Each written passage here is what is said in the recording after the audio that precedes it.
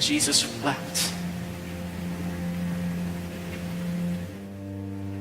Just this picture of Jesus would have probably been harder for the readers of this gospel at first to understand than the fact that he's about to raise Lazarus from the dead. Their culture was one where the gods of their day were known for what was called apatheia. It's where we get our word apathetic from.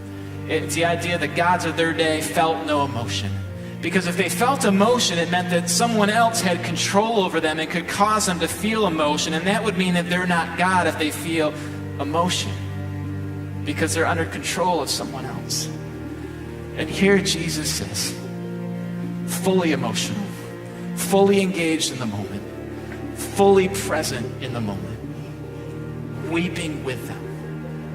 Church, that's a radical picture of God, and it's one that our world is starving for. Starving for. And maybe you're starving for that too, to know his presence with you in that big of a way.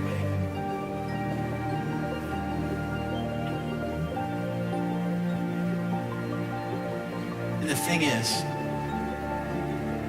he knew that he was about to raise Lazarus from the dead.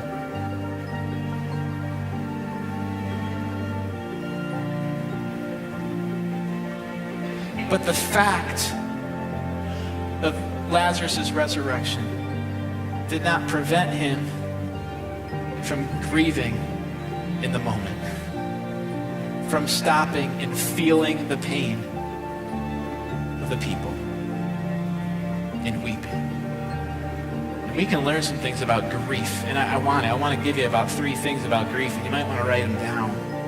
Because by the way, can't we be the same way? If I'm emotional, I feel like I lose control, so I'm just not going to be emotional. See, the first thing I want to point out about grief is that grief is good and godly.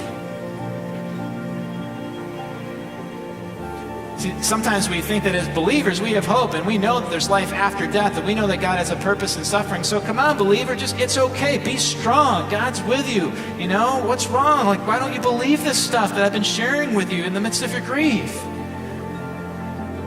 Notice what Jesus doesn't do.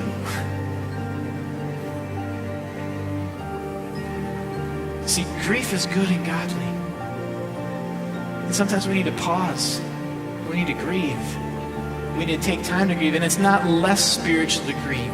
And if someone is still grieving a week later, a month later, to some extent, years later, doesn't necessarily mean there's something wrong with them. It could mean there's something very right with them, that they have a right understanding of the suffering in this world, that they have a healthy longing for Jesus to come back, that the rest of the world could take some medicine about.